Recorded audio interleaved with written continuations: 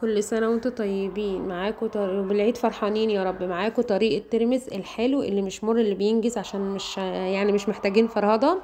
هتجيبي كيلو ترمس او على حسب الكمية اللي انت عايزاها، نص كيلو زي ما انت عايزة. هتنقعيه قبليها بليلة في مية جارية، في مية يعني بستيلة زي ما انت شايفة كده، ايه تمليها للاخر يعني قبليها بليلة.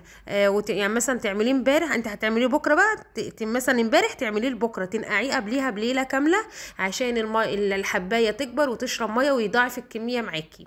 تمام، وتستوي وتبقى شكلها لذيذ كده، لان لو ما تنقعش جامد حبايه تبقى صغيره مش هيبقى حلو. تمام، هتجيبيه بس اللي هتغطيه بالميه كده وتسيبيه منقوع ليله كامله، وتصبحي تاني يوم بعد الحبايه ما تكبر تشرب ميه، تبداي تسلقيه بقى ايه في حله على النار، تمليها ميه وتحطيها في حله على النار اللي هنوريها لكم دلوقتي اهو معاكم زي ما انتم شايفين كده، حله على النار. هياخد وقت قد ايه بقى؟ هياخد وقت من 3 دقايق لدقيقتين على النار، يعني قلبتين 3 كده وتنزلي من على النار. ليه بقى؟ لان انت لو زودت السوى الحبايه هتبقى مزلقه كده وناعمه وتبقى مستويه متبقاش طعمها حلو. لكن لما تقلبيه قلبتين 3 كده، غلوتين 3 يعني او دقيقتين على النار، بتبقى الحبايه فيها عضه كده، تبقى طعمها حلو وبيعيش معاكي، غير ما يبقى مستوي جامد هيعمل ريمه من فوق مش هيستنى معاكي.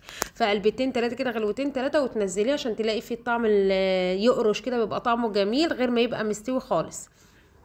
تمام، بعد ما يغلي بقى والغلوتين التلاتة بتنزليه من على النار، تشطفيه مرتين تلاتة، وبعدين بعد ما يبرد كده تحطيه في برطمان زي ده. بتجيبي باكو ملح او حسب الحدوق اللي انت عايزاه، بتجيبي باكو ملح وتقلبيه في الميه، ميه بملح بس، وتحطي فيه الترمس في الميه بالملح زي ما انت شايفاه كده، وتسيبيه ليله كامله.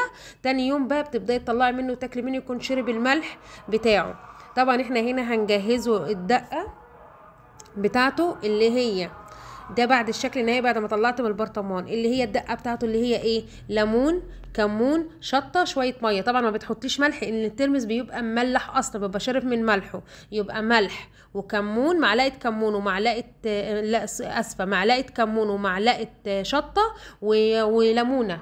تمام، معلقه كمون ومعلقه شطه وليمونه بتدوبين في بعض مع شويه ميه، بيبقى نفس اللون. طب انا مش عايزه الشطه عشان انا تعبانه يا ام محمد، هتحطي بدل الشطه بابريكا. بابريكا هتدي اللون الاحمر الجميل وهتدي نكهه برضو جميله. بتنزلي بيه كده على الترمس، بيدي لون جميل ومشطشط كده وزي الفل، واحلى ترمس هتاكليه في حياتك. وكل سنه وانتم طيبين.